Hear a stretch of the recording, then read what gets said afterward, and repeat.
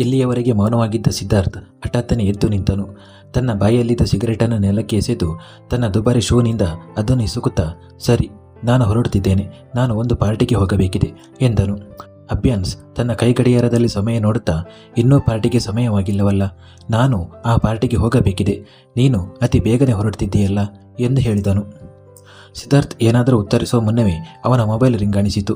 ತಾತನವರು ತನಗೆ ಕರೆ ಮಾಡುತ್ತಿದ್ದಾರೆ ಎಂಬುದನ್ನು ಅವನು ಗಮನಿಸಿದನು.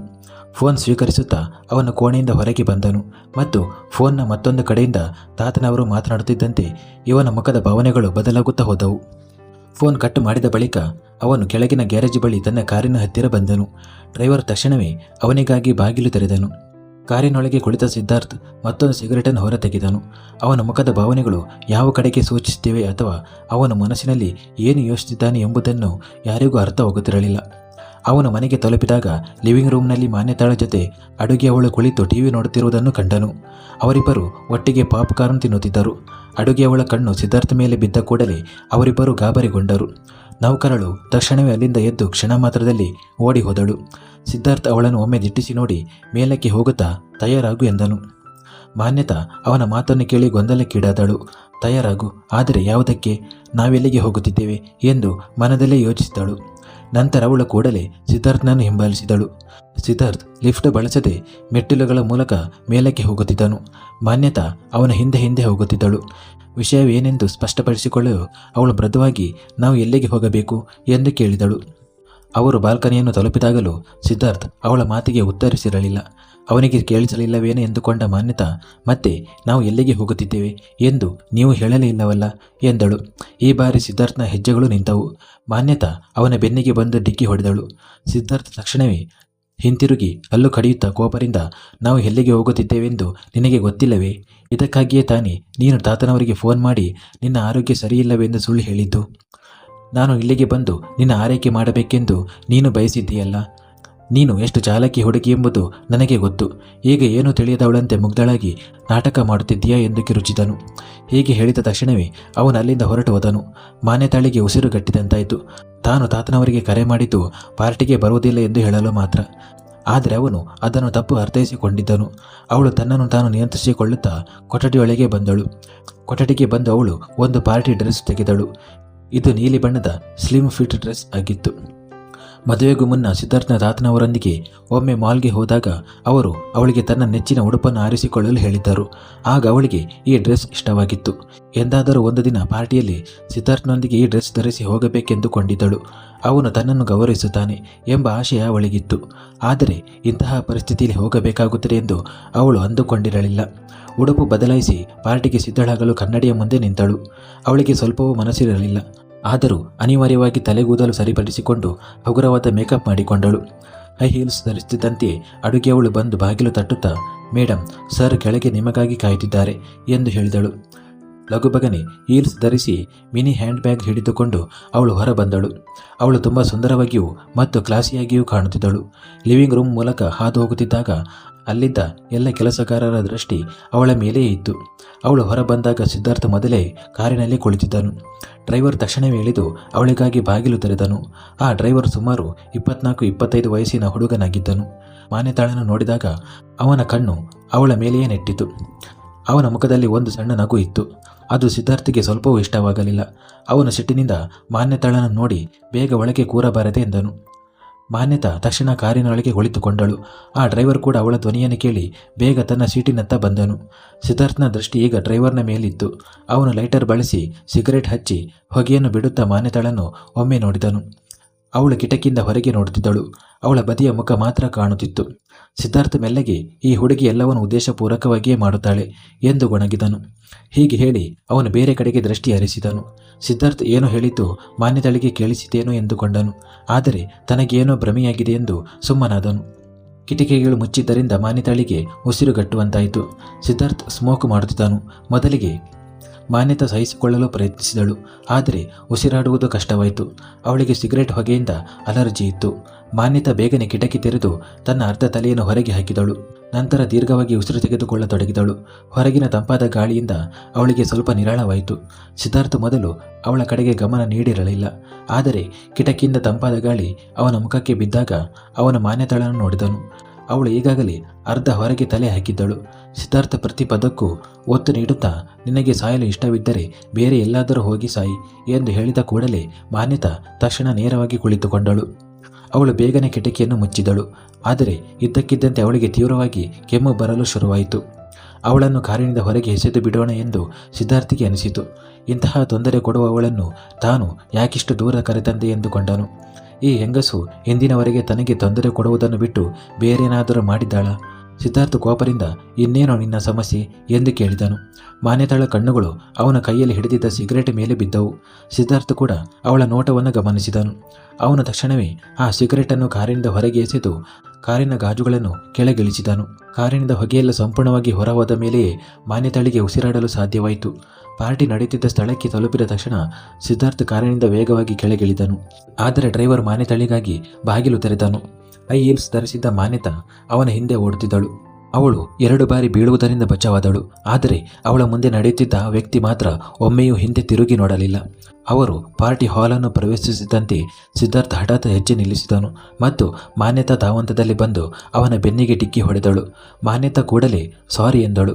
ಕೂಡಲೇ ಸಿದ್ಧಾರ್ಥ ಅವಳ ಕೈಯನ್ನು ಗಟ್ಟಿಯಾಗಿ ಹಿಡಿದುಕೊಂಡನು. ಇದರಿಂದ ಮಾನ್ಯತಾಳಿಗೆ ಎಂಥ ಆಘಾತವಾಯಿತೆಂದರೆ ಅವಳ ಕಾಲುಗಳು ಅಲ್ಲೇ ಸ್ತಬ್ಧಗೊಂಡವು. ಅವಳು ನಡೆಯುತ್ತಿಲ್ಲ ಎಂಬುದನ್ನು ಗಮನಿಸಿದ ಸಿದ್ಧಾರ್ಥ ಅವಳ ಕಡೆಗೆ ತಿರುಗಿ, ಈಗ ನಿನಗೇನಾಯಿತು ಎಂದು ಕೇಳಿದನು. ಅವಳು ಸಿದ್ಧಾರ್ಥ ಹಿಡಿದುಕೊಂಡಿದ್ದ ತನ್ನ ಕೈಯನ್ನೇ ದಿಟ್ಟಿಸಿ ನೋಡುತ್ತಿದ್ದಳು. ಸ್ವಲ್ಪ ದೂರ ಮುಂದೆ ಹೋದ ನಂತರ ಅವರಿಗೆ ಎದುರಾಗಿ ತಾತನವರು ಬರುವುದು ಕಾಣಿಸಿತು.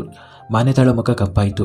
ಅವಳು ಮನದಲ್ಲೇ, ಅದಕ್ಕಾಗಿಯೇ ಸಿದ್ಧಾರ್ಥ ನನ್ನ ಕೈ ಹಿಡಿದುಕೊಂಡಿರುವುದು ತಾತನವರಿಗೆ ತೋರಿಸಲು ಎಂದು ಅಂದುಕೊಂಡಳು. ಅವಳಿಗೆ ಒಳಗೊಳಗೆ ಉಂಟಾದ ಖುಷಿಯೆಲ್ಲ ಕ್ಷಣಾರ್ಧದಲ್ಲಿ ದುಃಖವಾಗಿ ಬದಲಾಯಿತು.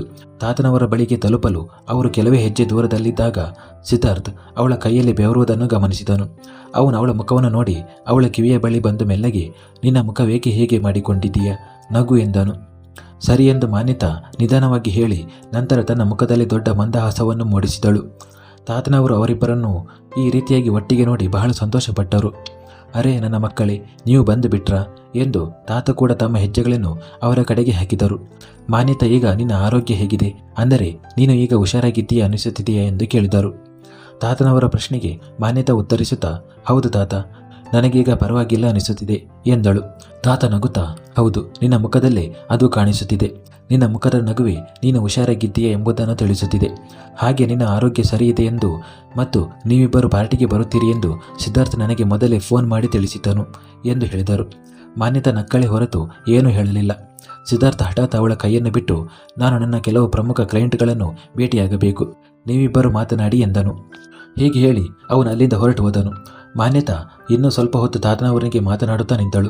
ಆದರೆ ತಾತ ತನ್ನ ಸ್ನೇಹಿತರೊಂದಿಗೆ ಮಾತನಾಡಲು ಬ್ಯುಸಿಯಾಗಿದ್ದರಿಂದ ಅವಳು ಒಂಟಿಯಾದಳು. ಏನಾದರೂ ತಿನ್ನುವ ಮುನ್ನ ಅವಳು ವಾಶ್ರೂಮ್ಗೆ ತೆರಳಿದಳು. ಅಲ್ಲಿಂದ ಹೊರಬರುವಾಗ ಕೆಲವರು ಹುಡುಗರೊಂದಿಗೆ ಅವಳು ಡಿಕ್ಕಿ ಹೊಡೆದಂತೆ ಆಯಿತು. ಅಲ್ಲಿ ಮದ್ಯಪಾನ ಮಾಡಿ ದಾರಿಯಲ್ಲಿ ನಿಂತಿದ್ದ 4 ಮಂದಿ ಹುಡುಗರು ಇದ್ದರು. ಮಾನ್ಯತಾ ಅವರ ಕಡೆಗೆ ಗಮನ ಕೊಡದೆ ಪಕ್ಕದಿಂದ ಹೋಗಲು ನಿರ್ಧರಿಸಿದಳು. ಆದರೆ ಅಷ್ಟರಲ್ಲಿ ಅವರಲ್ಲೊಬ್ಬ ಹುಡುಗ ಅವಳ ತೋಳನ್ನು ಗಟ್ಟಿಯಾಗಿ ಹಿಡಿದುಕೊಂಡನು. ಮಾನ್ಯತಾ ಹಿಂದೆ ತಿರುಗಿ ನೋಡಿದಾಗ ಆ ಹುಡುಗ ಅವಳನ್ನು ವಿಕೃತ ದೃಷ್ಟಿಯಿಂದ ನೋಡುತ್ತಿದ್ದನು. 3 ಹುಡುಗರು ಒಟ್ಟಿಗೆ ಜೋರಾಗಿ ನಗುತ್ತಾ ಆ ಹುಡುಗ ಕೈ ಹಿಡಿದಿರುವುದನ್ನು ನೋಡಿ ಚಪ್ಪಾಳೆ ತಟ್ಟುತ್ತಿದ್ದರು. ಅರೆ, ಈ ಹುಡುಗಿ ನೋಡಲು ತುಂಬ ಕ್ಯೂಟ್ ಆಗಿದ್ದಾಳೆ ಕಣ್ರು ಎಂದು ಅವರಲ್ಲೊಬ್ಬ ಹೇಳಿದನು. ಮಾನ್ಯತಾ ಕೋಪದಿಂದ ನನ್ನನ್ನು ಬಿಡಿ ಎಂದಳು. ಆದರೆ ಮಾನ್ಯತಾಳ ಕೈಯನ್ನು ಹಿಡಿದುಕೊಂಡಿದ್ದ ಆ ಹುಡುಗ ಹಲ್ಲು ಕಿಸಿಯುತ್ತಾ, ಇಲ್ಲ ಮೇಡಮ್, ಹೀಗೆ ಸುಮ್ಮನೆ ಹೇಗೆ ಬಿಡುವುದು? ಶುಭಂ ಸೂರ್ಯವಂಶಿಯ ಕಣ್ಣು ನಿನ್ನ ಮೇಲೆ ಬಿದ್ದ ಮೇಲೆ ನೀನು ಹೀಗೆ ಸುಲಭವಾಗಿ ಬಚಾವಾಗಿ ಹೋಗಲು ಸಾಧ್ಯವಿಲ್ಲ ಎಂದು ಹೇಳಿದನು. ಮಾನ್ಯತಾ ತನ್ನ ಕೈಯನ್ನು ಬಿಡಿಸಿಕೊಳ್ಳಲು ಪ್ರಯತ್ನಿಸುತ್ತಿದ್ದಳು. ಆದರೆ ಅವರು ನಗುತ್ತಾ ಅವಳನ್ನೇ ದಿಟ್ಟಿಸುತ್ತಿದ್ದರು. ಆ ಹುಡುಗ ಅವಳನ್ನು ತನ್ನತ್ತ ಎಳೆಯುವ ಮುನ್ನವೇ ಅವರಿಗೆ ಅಲ್ಲಿ ಯಾರೋ ಬರೋ ಹೆಜ್ಜೆಯ ಸದ್ದು ಕೇಳಿಸಿತು. ಸಿದ್ಧಾರ್ಥ ಕ್ಲೈಂಟ್ ಜೊತೆಗಿನ ಸಭೆ ಮುಗಿಸಿ ಸಿಗರೇಟ್ ಸೇದಲು ಬಾಲ್ಕನಿಗೆ ಬಂದಿದ್ದನು. ಅವನು ಸಿಗರೇಟ್ ಹಚ್ಚಲು ಲೈಟರ್ ತೆಗೆಯುತ್ತಿದ್ದಾಗ ಸಿದ್ಧಾರ್ಥ್ ಎಂದು ಯಾರದೋ ಕೂಗು ಕೇಳಿಸಿತು. ಪರಿಚಿತ ಧ್ವನಿಯನ್ನು ಕೇಳಿ ಅವನು ಕುತ್ತಿಗೆ ತಿರುಗಿಸಿ ನೋಡಿದಾಗ ಅಲ್ಲಿ ಒಬ್ಬ ಹುಡುಗ ಮಾನ್ಯತಾಳ ಕೈ ಹಿಡಿದಿರುವುದು ಮತ್ತು ಇನ್ನು 3 ಹುಡುಗರು ಅವಳ ಸುತ್ತ ಇರುವುದು ಕಂಡಿತು. ಸಿದ್ಧಾರ್ಥ್ ಈ ಹೆಸರು ಆ ಹುಡುಗರಿಗೆ ಬೆನ್ನು ಮೂಳೆ ಜೊಮ್ಮೆನಿಸುವಂತಿತ್ತು. ಎಲ್ಲರಿಗೂ ಭಯ ಹುಟ್ಟಿಸುವ ಕ್ರೂರತೆಗೆ ಹೆಸರುವಾಸಿಯಾದ ಈ ಸೈತಾನ್ ಸಿಇಒ ಬಗ್ಗೆ ಯಾರಿಗೆ ತಾನೇ ಗೊತ್ತಿರಲಿಲ್ಲ. ಅವನಿಗೆ ದ್ರೋಹ ಬಗೆಯಲು ಯತ್ನಿಸಿದವರನ್ನು ಅವನು ಪಾತಾಳಕ್ಕೆ ತಳ್ಳುತ್ತಿದ್ದನು. ಸಿದ್ಧಾರ್ಥ ನೋಡ್ತಿದ್ದಂತೆ ಅವನ ಕಣ್ಣುಗಳು ಕೋಪದಿಂದ ಕಿರಿದಾದವು. ಬಾಯಲ್ಲಿದ್ದ ಸಿಗರೇಟನ್ನು ಒಂದೆಡೆ ಎಸೆದು ಅವನು ಅವರತ್ತ ಹೆಜ್ಜೆ ಹಾಕಿದನು. ತಮ್ಮ ಮುಂದೆ ಇರುವ ಹುಡುಗಿ ಸಿದ್ಧಾರ್ಥಿಗೆ ಪರಿಚಿತಳು ಎಂದು ತಿಳಿದೊಡನೆಯೇ ಅವರು ತಕ್ಷಣವೇ ಆಕೆಯ ಕೈಯನ್ನು ಬಿಟ್ಟುಬಿಟ್ಟರು. ಸಿದ್ಧಾರ್ಥ ಹತ್ತಿರ ಬರುತ್ತಿದ್ದಂತೆ ಆ ಹುಡುಗರ ಭಯದಿಂದ ಹಿಂದೆ ಸರಿಯತೊಡಗಿದರು. ಇಲ್ಲ ಸರ್, ನೀವು ಅಂದುಕೊಂಡಂತೆ ಏನೂ ಇಲ್ಲ. ನಾವು ಸುಮ್ಮನೆ ಮೇಡಮ್ ಜೊತೆ ಮೋಜು ಮಸ್ತಿ ಮಾಡುತ್ತಿದ್ದೆವು. ನಮ್ಮದು ಯಾವುದೇ ಕೆಟ್ಟ ಉದ್ದೇಶವಿರಲಿಲ್ಲ ಎಂದು ಆ ಹುಡುಗ ಹೇಳಿದನು. ಮಸ್ತಿ? ಈ ಮಾತು ಸಿದ್ಧಾರ್ಥನ ಕಿವಿಯಲ್ಲಿ ಪ್ರತಿಧ್ವನಿಸಿತು. ಅವನು ಅವರ ಬಳಿಗೆ ಬಂದು ಮೊದಲಿಗೆ ಮಾನ್ಯತಾಳ ಕಡೆಗೆ ನೋಡಿ ಇಲ್ಲಿಂದ ಹೋಗು ಎಂದು ಆಜ್ಞಾಪಿಸಿದನು. ಅವನ ಧ್ವನಿ ಅಂತಹವರನ್ನು ನಡಗಿಸುವಂತಿತ್ತು. ಮಾನ್ಯತಾ ಭಯದಿಂದಲೇ ಅಲ್ಲಿಂದ ಬೇಗನೆ ಓಡಿ ಹೋದಳು. ಅವಳು ಕಣ್ಣಿಗೆ ಕಾಣದಂತೆ ದೂರವಾಗುವವರೆಗೆ ಸಿದ್ಧಾರ್ಥ್ ಆ ಹುಡುಗರಿಗೆ ಏನೂ ಹೇಳಲಿಲ್ಲ.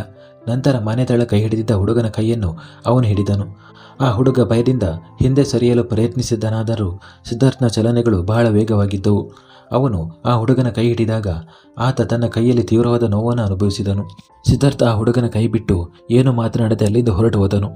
ಭಯದಿಂದ ಸ್ತಬ್ಧರಾಗಿದ್ದ ಆ 3 ಹುಡುಗರು ಸಿದ್ಧಾರ್ಥ್ ಹೋಗುವುದನ್ನು ನೋಡಿ ತಮ್ಮ ಗೆಳೆಯನಿಗೆ ಅವನು ನಿನ್ನನ್ನು ಅಷ್ಟು ಸುಲಭವಾಗಿ ಬಿಟ್ಟು ಬಿಟ್ಟನೆ ಎಂದು ಕೇಳಿದರು. ಉಸಿರು ಬಿಗಿ ಹಿಡಿದು ನಿಂತಿದ್ದ ಆ ಹುಡುಗ ಜೋರಾಗಿ ಕಿರುಚಿ ಅವನು ನನ್ನ ಮೂಳೆಗಳನ್ನು ಮುರಿದಿದ್ದಾನೆ ಎಂದು ಹೇಳಿದನು. ಅವನ ಗೆಳೆಯರು ನೋಡಿದಾಗ ಅವನ ಕೈ ಕೆಳಗೆ ನೇತಾಡುತ್ತಿತ್ತು ಮತ್ತು ಯಾವುದೇ ಕೆಲಸಕ್ಕೂ ಬಾರದಂತಿತ್ತು. ಮಾನ್ಯತಾ ಪಾರ್ಟಿ ಹಾಲ್ಗೆ ತಲುಪಿದಾಗ ಅವಳು ಸಂಪೂರ್ಣವಾಗಿ ಬೆವರಿನಲ್ಲಿ ನೆನೆದಿದ್ದಳು. ಅವಳ ತುಟಿಗಳು ನಡುಗುತ್ತಿದ್ದವು ಮತ್ತು ಸಿದ್ಧಾರ್ಥ್ನ ಮುಖ ಕಣ್ಣ ಮುಂದೆ ಬರುತ್ತಿತ್ತು. ಆ ಹುಡುಗರು ಸೇರಿ ಸಿದ್ಧಾರ್ಥ್ಗೆ ಏನಾದರೂ ತೊಂದರೆ ಕೊಡುತ್ತಾರೇನೋ ಎಂದು ಅವಳಿಗೆ ಭಯವಾಗುತ್ತಿತ್ತು.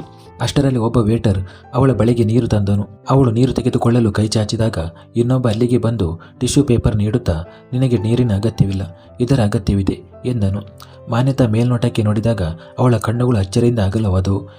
ಇವತ್ತು ಆಡಿಷನ್ ಸಮಯದಲ್ಲಿ ಸಿಕ್ಕಿದ್ದ ಹುಡುಗ, ಆದರೆ ಇವನು ಇಲ್ಲಿ ಏನು ಮಾಡುತ್ತಿದ್ದಾನೆ? ಮಾನ್ಯತಾ ಟಿಶ್ಯೂ ತೆಗೆದುಕೊಳ್ಳದೆ ಮುಖ ತಿರುಗಿಸಿ ನೀರಿನ ಗ್ಲಾಸನ್ನು ಎತ್ತಿಕೊಂಡಳು. ಆ ಹುಡುಗ, ಅರೆ, ನೀನು ನನ್ನನ್ನು ಕಂಡು ಯಾಕೆ ಅಷ್ಟು ಭಯಪಡುತ್ತೀಯ? ನಾನು ನಿನಗೇನು ಮಾಡೋದಿಲ್ಲ ಎಂದನು. ಮಾನ್ಯತಾ ಅವನ ಕಡೆಗೆ ದೃಷ್ಟಿ ನೆಟ್ಟು, ನನಗೆ ನಿನ್ನಿಂದ ಯಾವುದೇ ಭಯವಿಲ್ಲ. ನಾನು ನಿನ್ನೊಂದಿಗೆ ಮಾತನಾಡುತ್ತಿಲ್ಲವೆಂದರೆ ನನಗೆ ನಿನ್ನೊಂದಿಗೆ ಮಾತನಾಡಲು ಇಷ್ಟವಿಲ್ಲ ಎಂದರ್ಥ ಎಂದಳು. ಅವಳು ಅಲ್ಲಿಂದ ಹೊರಡಲು ಯತ್ನಿಸಿದಾಗ ಆ ಹುಡುಗ ಅವಳನ್ನು ಹಿಂಬಾಲಿಸಿದನು. ಬೇಸತ್ತ ಮಾನ್ಯತಾ ಹಿಂದೆ ತಿರುಗಿ, ನಿನಗೆ ಅಂತಿಮವಾಗಿ ಬೇಕಾದದ್ದು ಏನು? ನನ್ನನ್ನು ಒಂಟಿಯಾಗಿ ಬಿಡು. ಈ ಸಮಯದಲ್ಲಿ ನಾನು ತುಂಬ ಫ್ರಸ್ಟ್ರೇಟ್ ಆಗಿದ್ದೇನೆ ಎಂದಳು. ಅದಕ್ಕೆ ಆ ಹುಡುಗ, ಅರ್ಥವಾಯಿತು. ನಿನ್ನಲ್ಲಿ ಯಾಕಿಷ್ಟು ಅಹಂಕಾರವಿದೆ ಎಂದು ನನಗೆ ಅರ್ಥವಾಗುತ್ತಿಲ್ಲ. ನೀನು ನಿಜಕ್ಕೂ ನನ್ನ ತಿಳುವಳಿಕೆಗೆ ನಿಲುಕದವಳೆ ಎಂದನು. ಮಾನ್ಯತಾ ಸಿಟ್ಟಿನಿಂದ, ನನ್ನನ್ನು ಅರ್ಥ ಮಾಡಿಕೊಳ್ಳುವ ಅಗತ್ಯ ನಿನಗಿಲ್ಲ ಎಂದು ಹೇಳಿ ಮುಖ ತಿರುಗಿಸಿ ಹೊರಟು ಹೋದಳು. ಆ ಹುಡುಗ ತಲೆ ಕೆರೆದುಕೊಳ್ಳುತ್ತಾ, ನಿನ್ನಲ್ಲಿ ನಿಜಕ್ಕೂ ಅತಿಯಾದ ಅಹಂಕಾರವಿದೆ, ಆದರೆ ಅದು ನನಗೆ ಇಷ್ಟವಾಯಿತು ಎಂದನು. ಅಷ್ಟರಲ್ಲಿ ಆ ಹುಡುಗನ ಹಿಂದೆ ಒಬ್ಬರು ಬಂದು, ವೇದಾಂತ್, ನಾನು ನಿನಗಾಗಿ ಎಷ್ಟು ಹೊತ್ತಿನಿಂದ ಹುಡುಕುತ್ತಿದ್ದೇನೆ. ನಿನ್ನ ಸಲುವಾಗಿ ನಾನು ಈ ಪಾರ್ಟಿ ಆಯೋಜಿಸಿದ್ದೇನೆ, ಆದರೆ ನೀನೇ ಇಲ್ಲಿ ಕಾಣೆಯಾಗಿದ್ದೀಯ ಎಂದರು. ವೇದಾಂತ್ ತನ್ನ ತಂದೆಯ ಕಡೆಗೆ ತಿರುಗಿ, ಅಪ್ಪ, ನಾನು ಇಲ್ಲೇ ಇದ್ದೆ, ದಯವಿಟ್ಟು ನಾನು ನಿಮಗೆ ಈ ಪಾರ್ಟಿ ಆಯೋಜಿಸಲು ಹೇಳಿರಲಿಲ್ಲ ಎಂದನು. ಅಷ್ಟರಲ್ಲಾಗಲೇ ಸಿದ್ಧಾರ್ಥ್ ಪಾರ್ಟಿ ಹಾಲ್ಗೆ ಬಂದಿದ್ದನು. ಅವನು ಸುತ್ತಲೂ ನೋಡಿದಾಗ ಅವನ ಕಣ್ಣುಗಳು ಒಂದು ಸೋಫಾದಲ್ಲಿ ಕುಳಿತಿದ್ದ ಮಾನ್ಯತಾಳ ಮೇಲೆ ಬಿದ್ದವು. ಅವನು ಅವಳ ಬಳಿಗೆ ಹೋಗಿ ತಕ್ಷಣ ಅವಳ ಕೈ ಹಿಡಿದುಕೊಂಡನು.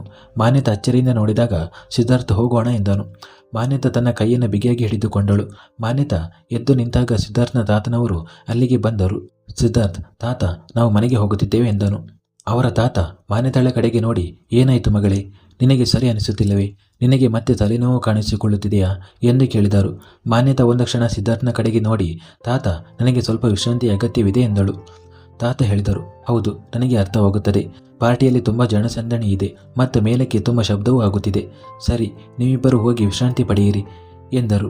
ಯಾರೂ ಇಲ್ಲದ ಕಾರಿನ ಬಳಿಗೆ ತಲುಪಿದ ತಕ್ಷಣ ಸಿದ್ಧಾರ್ಥ್ ಮಾನ್ಯತಾಳ ಕೈಯನ್ನು ಬಿಟ್ಟು ಕೋಪದಿಂದ, ನೀನು ಅಲ್ಲಿ ಏನು ಮಾಡುತ್ತಿದ್ದೀಯಾ? ಮತ್ತು ಅವರು ನಿನ್ನನ್ನು ತೊಂದರೆಗೊಳಿಸಿದ್ದರೆ ನಿನ್ನ ಕೈಗಳು ಕೆಲಸ ಮಾಡುವುದಿಲ್ಲವೇ? ನೀನು ಅವರನ್ನು ಹೊಡೆಯಲು ಸಾಧ್ಯವಿರಲಿಲ್ಲವೇ?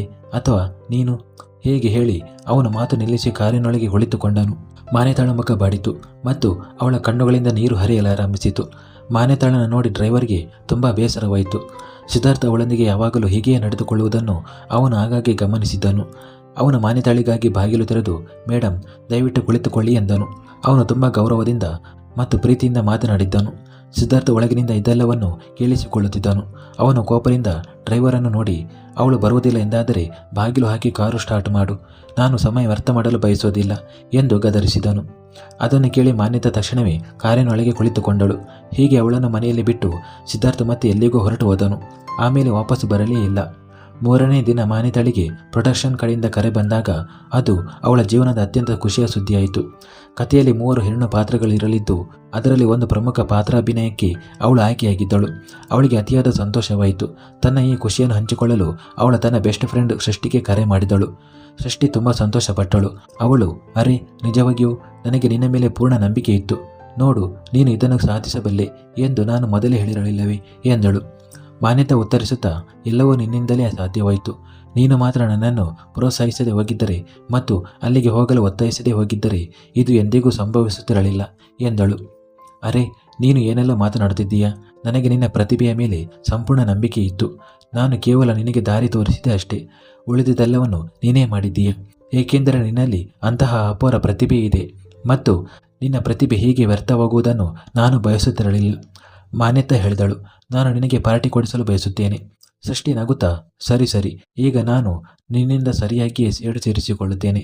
ಅಂದು ನೀನು ನನಗೆ ಸರಿಯಾಗಿ ಎಂಜಾಯ್ ಮಾಡಲು ಬಿಟ್ಟಿರಲಿಲ್ಲ. ಹಾಗಾಗಿ ಈಗ ನಾವು ಸಖತ್ತಾಗಿ ಎಂಜಾಯ್ ಮಾಡೋಣ ಎಂದಳು. ಸೃಷ್ಟಿ ಹೇಳಿದ ಸ್ಥಳಕ್ಕೆ ಮಾನ್ಯತಾ ತಲುಪಿದಾಗ ಅಲ್ಲಿ ಅವಳು ಕಂಡದ್ದನ್ನು ನೋಡಿ ಅವಳ ಕಣ್ಣುಗಳು ಅಚ್ಚರಿಯಿಂದ ಕಿರಿದಾದವು ಮತ್ತು ಅವಳು ಗಾಬರಿಯಿಂದ ತನ್ನ ತುಟಿಗಳನ್ನು ಕಚ್ಚಿಕೊಳ್ಳಲು ಶುರು ಮಾಡಿದಳು. ಮುಂದುವರಿಯಿತು.